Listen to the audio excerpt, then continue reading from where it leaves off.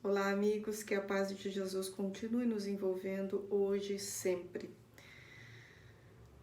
Elevemos o nosso pensamento ao alto, buscando a assistência dos bons espíritos, buscando a paz, a tranquilidade e a harmonia interior, para que nós possamos desfrutar das mensagens trazidas por Jesus para o nosso consolo, o nosso conforto e para a nossa esperança. Hoje o nosso tema da conversa é extraído do livro Palavras de Vida Eterna, psicografado por Chico Xavier, com mensagens de Emmanuel. O nosso tema de hoje é Liberdade em Cristo.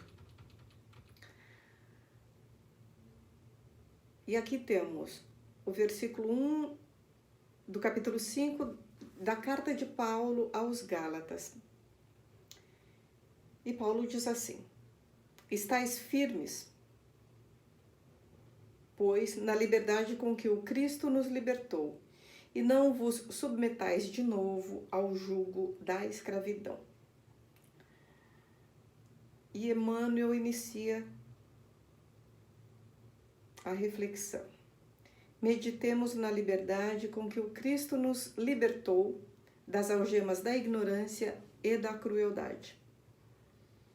Emmanuel nos chama então à reflexão para que possamos analisar o que o Evangelho do Cristo nos trouxe. E ele fala em liberdade da ignorância, das algemas da ignorância. Porque foi Jesus mesmo quem diz: conheceis a verdade vos libertará. O Evangelho de Jesus, que nos trouxe um Pai de bondade, um Deus de amor e de justiça, que ama seus filhos, que trouxe dois fundamentos importantes, que é amar a Deus sobre todas as coisas e ao próximo como a si mesmo, sintetizando todas as leis e os profetas. Esses ensinamentos, o conhecimento que Jesus nos traz, nos liberta das amarras da ignorância, para que nós não sejamos presas fáceis da manipulação, do orgulho, da vaidade. E também nos libertou da crueldade, porque o Evangelho, que é amor, afasta qualquer resquício de crueldade, de violência. Então, com essa boa nova, nós nos libertamos da ignorância e da crueldade. Prossegue Emmanuel, e agora ele vai falar de Jesus, nos trazendo os exemplos da conduta de Jesus. Não lhe enxergamos qualquer traço de rebeldia em momento algum.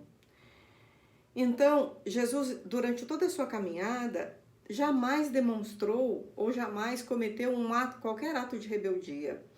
Ora, foi ele mesmo quem advertiu de que nós devíamos dar a César o que é de César. Isso significa: respeitem as leis vigentes dos homens, mesmo que nós não consideremos essas leis justas, mas são as leis em vigor. Respeitem a autoridade estabelecida, mesmo a humana, até que ela seja substituída. Em nenhum momento ele se rebelou contra César, contra o governo, contra Pilatos, contra os soldados, nem mesmo quando ele foi preso pouco antes da crucificação. Em nenhum momento ele se rebelou. Então, a liberdade não significa libertinagem. O conceito de liberdade não, ao contrário do que nós imaginamos, que liberdade seria a faculdade ou a possibilidade de fazer o que bem entendermos da nossa cabeça, de acordo com os nossos desejos, sem nos importarmos com nada. O conceito de liberdade, como nós vamos ver aqui com Emmanuel, não se afina com esses preceitos que acabamos de mencionar. Então, liberdade jamais está atrelada à rebeldia. Ser livre não significa que devemos praticar atos de rebeldia. Isso não quer dizer que não devemos lutar pelos nossos direitos e por leis melhores e por condições melhores, que são coisas diferentes. Mas prossegue Emmanuel. Através de todas as circunstâncias, sem perder o dinamismo da própria fé, submete-se Jesus, valoroso, ao arbítrio de nosso Pai. Isso significa dizer que em todos os passos de Jesus, ele sempre se submeteu à vontade divina. Olha que interessante. Mesmo que as circunstâncias não fossem tão favoráveis. Então vamos imaginar, ele se submete a todos os desígnios divinos, perseguição antes do nascimento, depois ele vai até os doutores da lei e ele discute com 12 anos no templo, e essa discussão não quer dizer uma discussão que demonstre rebeldia, mas a discussão filosófica a respeito de conceitos, respeitando a ideia do outro. Ele lida com a traição dos apóstolos, ele lida com a negação de Pedro, ele lida com todas as dificuldades para propagar o evangelho, mas aceitando os desígnios de Deus. Então, em meio a toda a sua vida, ele cumpriu a sua missão sem se rebelar contra os desígnios de Deus e contra as circunstâncias desfavoráveis. E nós, como é que nós agimos na nossa vida? Muitas vezes, nós questionamos, inclusive, esses desígnios divinos na nossa vida. Quando nós vemos os nossos desejos, ou às vezes até os nossos projetos, não se concretizarem. E aí nós muitas vezes nos rebelamos, sem nos calcarmos na fé. Ora, se nós temos um Pai amoroso, de bondade, de justiça, que só quer o nosso bem, não podemos agir como crianças birrentas, que muitas vezes nós agimos, quando os nossos desejos, os nossos projetos não são concretizados. Existe uma vontade maior, que é a vontade divina, que rege tudo e está coordenando tudo. E essa providência divina e esse Pai amoroso, ele sabe o que é melhor para nós. E Jesus, com muita sabedoria, se submete a todos os desígnios divinos, sem esmorecer na sua fé. Continua Emmanuel. Começa a missão divina descendo da glória celestial para o estreito recinto da manjedoura, desconhecida. Não exibe uma infância destacada no burgo em que se acolhe a sua equipe familiar. Respira o ambiente da vida simples, não obstante a luz sublime com que supera o nível intelectual dos doutores de sua época. Então Jesus vem, governador do nosso planeta, ele se submete a voltar a reencarnar, com todas as dificuldades inerentes à encarnação, com todas as dores, né, que a carne proporciona. E ao invés de nascer no burgo, na região onde a família residia, ele enfrenta, né, a perseguição romana e tem que sair do seu lugar, ou seja, do aconchego do seu lar, para empreender uma caminhada difícil, né? Maria, né, grávida de quase 9 meses, com José montada num burro, faz uma viagem longa e difícil, e Jesus nasce então numa manjedoura, numa estrebaria, sem conforto nenhum, mostrando para nós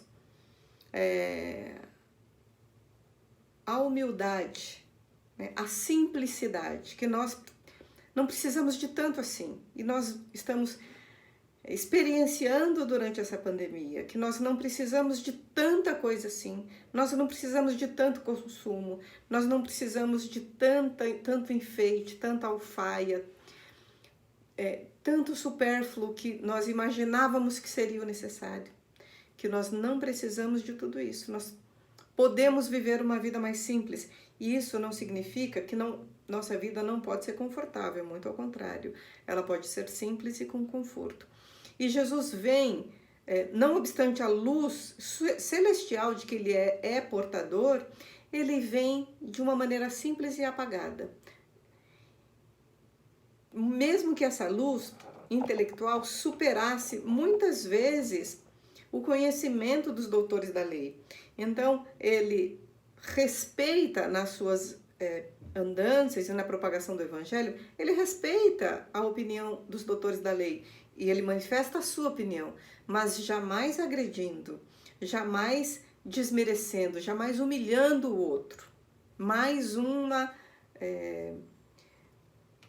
lição importante para nós nesses dias, né? Nós podemos nos expressar as nossas ideias, mas é primordial que nós não usemos, seja a nossa pretensa superioridade intelectual ou a nossa falsa noção de deter a verdade absoluta, nós não podemos humilhar e desprezar a opinião do próximo, né? Então, olha como Jesus circula por todas as áreas, por todas as classes sociais, ele circulou em todas as classes sociais, ele ia até os leprosos, os pobres, os desvalidos, os pescadores, a multidão sedenta de pão e de pão material e pão espiritual, mas ele circula sobre todos esses níveis sociais estabelecidos pela sociedade, ele circula de uma maneira respeitosa em todos eles. Mesmo com Nicodemos, mesmo com os doutores da lei, mesmo com Zaqueu, que era um rico, ele vai e ceia com os ricos, ele ceia com os pobres, ele fala com os doutores no templo, mas jamais denegrindo a imagem de ninguém e jamais desmerecendo ou humilhando quem quer que seja. Então, esse respeito com o semelhante é primordial. Nós podemos ter a liberdade de pensamento e de expressão sem, com isso, desmerecer ou humilhar o outro, né? O respeito deve vigorar acima de tudo. E isso Jesus nos ensinou de uma maneira muito sublime e muito perfeita.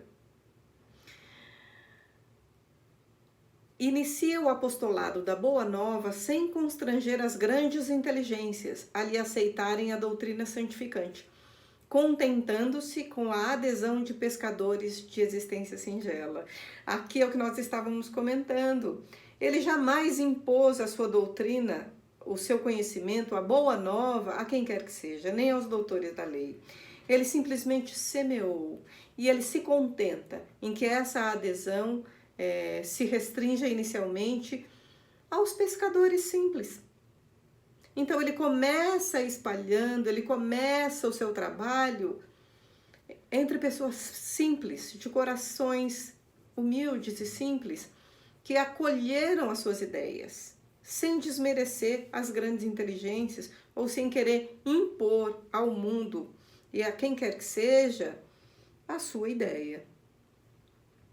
Fascinando as multidões com a sua lógica irresistível, não lhes assula, não lhes estimula qualquer impulso de reivindicação social, ensinando-as a despertar no próprio coração os valores do espírito. Então, em nenhum momento Jesus incita a massa à revolta, à rebeldia ou qualquer reivindicação social. Porque o trabalho que ele veio fazer é de despertar as verdades no próprio coração do ser humano. Então Jesus vem com uma pedagogia de transformar intimamente cada um de nós, para que, mudando no íntimo, nós possamos então mudar o exterior. Primeiro mudar o interior. E isso ele vem mostrando de uma maneira muito firme o quão importante é a educação moral. Que sem a educação moral não há transformação social. Olha que interessante. Nós estamos ainda caminhando, galgando numa época em que há uma dificuldade enorme de implantação dessa boa nova. Por quê? Não há como exigirmos leis humanas justas se dentro dos corações dos homens não há ainda a noção de justiça, de humanidade e amor ao próximo. Esse dia chegará, mas é primordial que essa transformação venha de dentro de nós mesmos. Primeiro dentro de nós, dentro dos corações de cada um de nós, para depois refletir nas atitudes externas e depois refletir numa sociedade. Continua Emmanuel, impondo-se pela grandeza única que lhe assinala a presença, acenam-lhe com uma coroa de rei que ele não aceita. Então Jesus, portador de uma grandeza moral, não aceita sequer ser chamado de rei, porque ele não estava aqui atrás dos louros materiais. Ele sempre deixou claro que, se pudesse, a legião de anjos desceria e transformaria e faria transformações materiais, fariam fenômenos materiais, mas não adiantaria de nada, porque a transformação íntima não teria ocorrido. Então ele vem para transformar o coração de cada homem. Continua Emmanuel, observando o povo jugulado por dominadores estrangeiros, ou seja, o povo hebreu, o povo judeu estava jugulado, né? Estava estrangulado por dominadores estrangeiros que eram os romanos. Então ele observa essa situação, não aconselha qualquer indisciplina, recomendando-lhe, ao invés disso, dar a César o que é de César e a Deus o que é de Deus. Lição fantástica para nós. Jesus não veio como um libertador material dos povos. Ele não veio libertar materialmente o povo, o jugo, Israel do jugo romano, como todos pensavam. Ele não veio libertar-nos de qualquer opressão dos dominadores ou de quem esteja no papel de governança. Ele veio para nos ensinar a prática do amor ao próximo. E como falávamos anteriormente, a mudança íntima com certeza reverberará no exterior, e a partir do exterior a contagiar toda a sociedade. Certamente nós nos veremos livres da crueldade dos dominadores, enfim. Por enquanto, ainda vivemos na Terra uma desigualdade social, uma desigualdade de conforto, de saúde, enfim. Essa desigualdade social ainda permeia, porque justamente pela falta de trabalho íntimo, de transformação moral. Então, mas não podemos esquecer que nós já conseguimos grandes progressos nessa área, muitos progressos. As próprias leis humanas estão sendo transformadas, e as leis, elas têm um objetivo nobre. A grande problemática é a aplicação e a interpretação equivocada dessas leis, né? Muitas vezes nós também agimos assim em relação às leis divinas, uma interpretação equivocada, né? Por exemplo, muitas vezes nós entendemos de uma maneira equivocada a frase de Jesus, carregar a sua cruz. Cada um tem que carregar a sua cruz. Jesus não quis dizer que nós deveríamos nos deixar humilhar ou ser agredidos, ou deixar que os outros pisassem em cima de nós, ou deixar que fôssemos agredidos material e moralmente, fisicamente, de maneira nenhuma, porque ele condenou qualquer tipo de agressão. O que ele quis dizer com cada um deve levar a sua cruz, É que as minhas responsabilidades, as minhas obrigações, eu não posso jogar nas costas dos outros. Então, tudo que eu estou vivendo hoje é consequência de atitudes minhas do passado. Então, todo o efeito que eu estou recebendo agora da vida, né, em forma de dificuldades e desafios, eles são devidos única e exclusivamente à minha responsabilidade, à responsabilidade dos meus atos. Então, mesmo essa interpretação da lei divina, muitas vezes é equivocada ainda. O que nós precisamos entender é que toda lei divina vigora a lei do amor. Tudo que fora disso é a aplicação equivocada dessa lei. Continuando. Então, Jesus não incitou nenhuma transformação, nenhuma indisciplina social, dizendo, inclusive, dar a César o que é de César, ou seja, respeitar as leis vigentes, inclusive as leis civis vigentes. Até porque ele mesmo disse que não vinha destruir a lei, mas sim dar cumprimento a ela. Então, Jesus sabe que Judas, o companheiro desditoso, surge repentinamente possuído por desvairada ambição política. Olha que interessante aqui, um parênteses. Jamais a ambição de Judas foi financeira. Até porque, segundo os historiadores, ele vinha de uma família abastada e ele era o tesoureiro do grupo. Então, a intenção dele não era as moedas, né, as 40 moedas de prata. Não foi essa a intenção de Judas. A traição de Judas foi com o objetivo de, se os guardas chegarem lá para prender Jesus, imediatamente ele vai tomar o poder, porque ele tem poder, ele já tinha demonstrado que tinha poder de curar, de fazer dos fenômenos, né, materiais que Jesus já tinha dado prova. Então a intenção de Judas, como a maioria na época, era de que Jesus tomasse o poder e livrasse os judeus do jugo romano. Então ele tinha uma ambição política. E aí ele firmou conchavos com perseguidores da sua causa sublime. Contudo, não lhe promove a expulsão do círculo mais íntimo. Jesus sabia da traição de Judas e mesmo assim ele não o humilhou, ele não apontou seus erros e ele não o expulsou do ciclo íntimo. Por quê? Na última ceia, ele ceia com Judas do seu lado. E ele só dá a dica, né? Aquele que me traiu vai molhar o pão na erva, etc. Mas jamais ele apontou nem disse nenhuma palavra contra Judas. Não ignora que Simão Pedro traz no âmago da alma a fraqueza com que o negará diante do mundo, mas não se exaspera por isso e ajuda-o cada vez mais. Ele sabia que Simão Pedro iria negá-lo 3 vezes.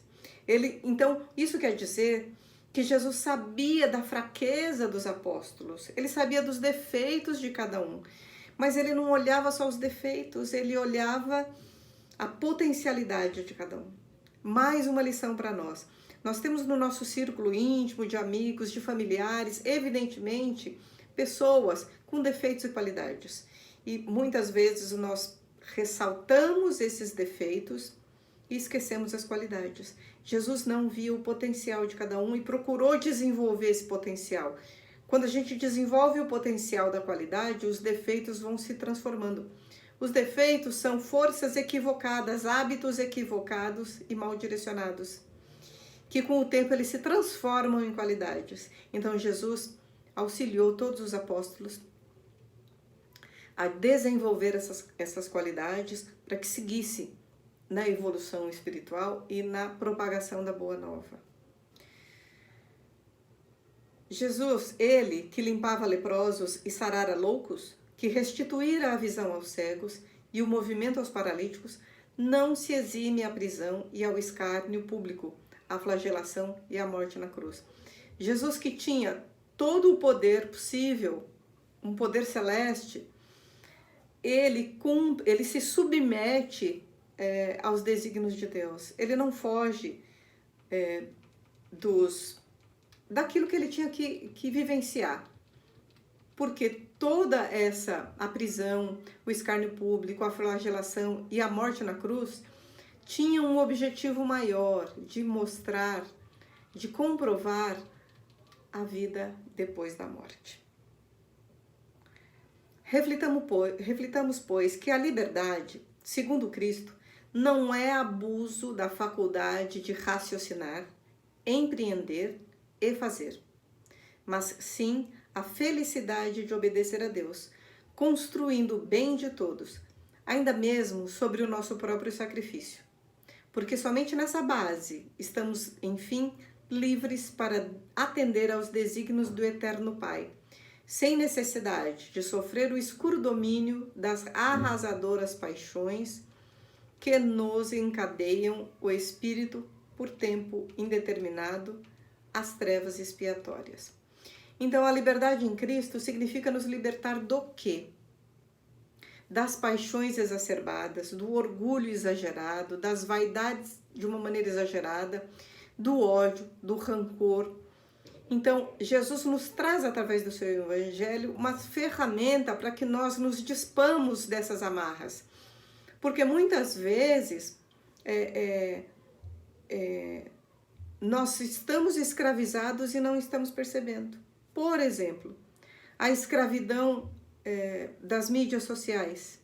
A escravidão, tem gente que é escravo de celular.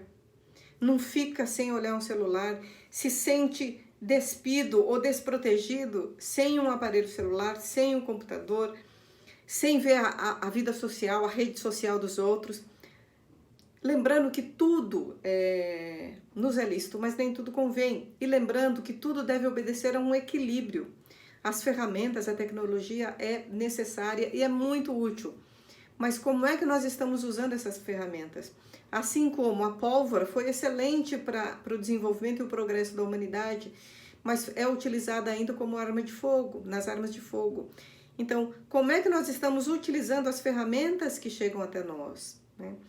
Nós também temos outros tipos de escravidão, por exemplo, os vícios, sejam eles de psicotrópicos, sejam eles de hábitos infelizes, todos os vícios, de uma maneira em geral, escravizam o homem, porque o homem não tem liberdade de agir, o homem não tem liberdade, não se dá liberdade de escolha, se sente arrastado e escravizado.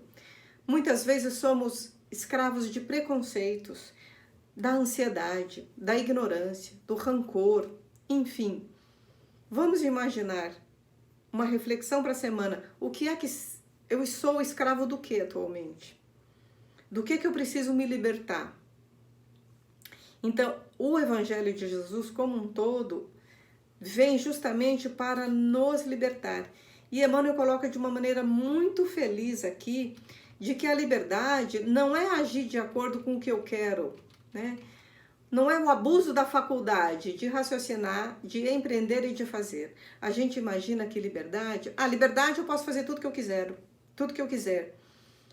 E isso não significa liberdade. A liberdade é nós sermos senhores das nossas próprias escolhas. Isso é que é liberdade. Então, eu escolho não agir de acordo como todo mundo age.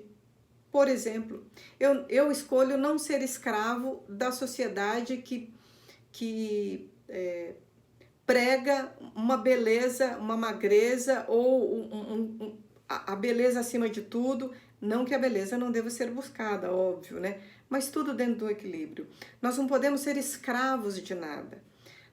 O que Emmanuel passa para nós, o conceito de liberdade, é que esse poder, essa faculdade de fazer ou não fazer, e de raciocinar e de empreender, ela deve ser pautada num conhecimento a respeito das leis divinas, leis de causa e efeito. Nós temos o livre-arbítrio, mas ele é proporcional à nossa evolução moral. Então, quanto mais conhecimento, maior poder de ação eu tenho, mas em compensação a responsabilidade é maior. Então, grandes poderes, eles vêm acompanhados de grandes responsabilidades. E com certeza nós vamos responder por tudo, pelos nossos pensamentos, pelas atitudes, pelas palavras, pela omissão, pela ação. Então, essa liberdade nos dá a faculdade de nos movimentar sem a escravidão das convenções sociais, das paixões, dos vícios. É isso que nos faz firmes e fortes na nossa fé para construir em nós uma pessoa melhor. Não necessariamente devemos seguir todos os ditames da sociedade, né? Mas seguir o nosso íntimo, a nossa consciência de analisar as nossas atitudes. Elas estão baseadas em quê? Na nossa no código divino gravado na nossa consciência. Então eu tenho liberdade para não aceitar uma droga que me oferecem, para não exagerar na bebida porque todo mundo bebe, para não seguir sempre a moda como todo mundo segue. Essa liberdade que a gente tem de buscar o equilíbrio entre todas as coisas. Então, conscientes do nosso dever e do nosso poder, essa boa nova trazida por Jesus que nos traz, sabe, a liberdade, nos livrar de rituais, de preconceitos, da ignorância que nos amarra, faz com que a vida seja mais leve. Então eu posso escolher esse ou aquele. E não é assim, eu devo escolher porque todo mundo faz, e se eu não escolher, do que vão falar? Meus amigos, nós precisamos entender que esse conceito de liberdade, ele está intimamente atrelado ao nosso livre-arbítrio, à responsabilidade de escolher as nossas atitudes, pensamentos, e com a consciência de que nós vamos responder por tudo que nós jogarmos no universo, seja em termos de pensamentos, de vibrações, de palavras, de pensamentos, e até nós respondemos pela omissão. Então, amparados pela Boa Nova, pelo Evangelho de Jesus, tenhamos consciência e façamos uma reflexão do que nós estamos escravos atualmente, para que a partir de detectar a nossa escravidão atual, como é que nós nos libertamos dessas tais amarras? E Jesus já nos deu a dica só com o conhecimento. Então, que Jesus nos abençoe, que possamos ter uma semana leve, livre, com responsabilidade, com consciência, com tranquilidade, com meditação, tomando as decisões após bastante reflexão, na calma, nos esquecendo de qualquer ato de violência, de rebeldia, porque nesse caminho, nós já vimos, nós não chegaremos a lugar nenhum. A transformação íntima, a vivência do Evangelho, que fará com que nós possamos contribuir para uma sociedade mais justa e uma vida melhor. Que Jesus nos abençoe e que tenhamos uma semana maravilhosa.